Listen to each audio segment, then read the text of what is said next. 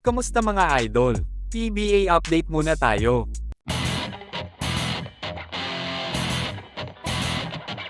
Former two-time MVP na si Willie Miller balik PBA na, matapos ma-assign bilang assistant coach ng Converge Fiber Xers. Magiging malaking bagay si Miller para matrain ang kanilang super rookie na si Scottie Winston na malaki ang future maging superstar sa liga.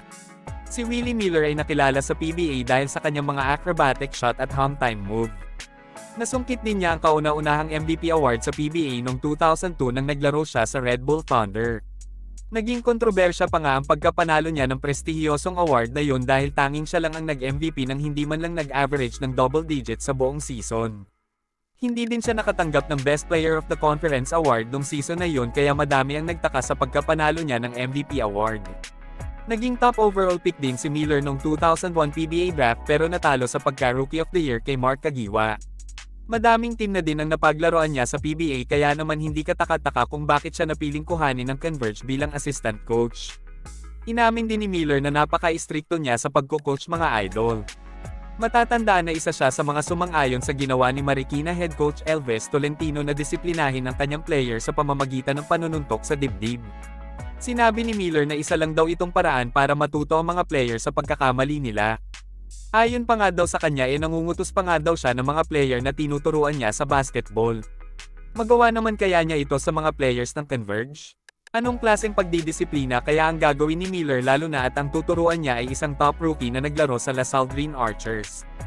Makakasama ni Miller sa coaching staff ang isa pang former PBA MVP na si Danny Ildefonso.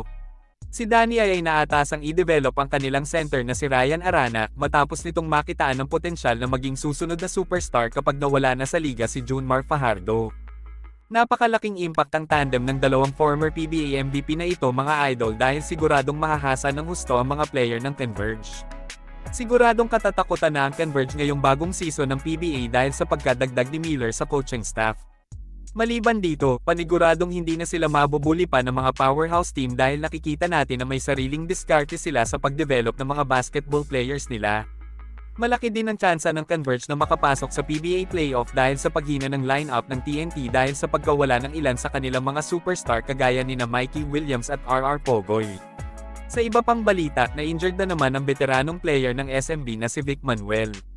Mawawala si Musselman ng 2 buwan para dumaan sa panibagong surgery sa kanyang tuhod. Halos hindi man lang napakinabangan ng talento ni Manuel sa Beermen dahil nga madalas siya nasa sideline dahil sa injury. 36 years old na si Vic Manuel kaya malaki ang posibilidad na mapaaga ang kanyang pagretiro sa basketball. Maliban dito, ang San Miguel na ang may hawak ng record na may pinakamatandang lineup na koponan sa PBA. Bagamat puro superstar na ang mga player sa SMB, hindi na ito sapat para dominahin pa nila ang liga sa mga susunod pang taon.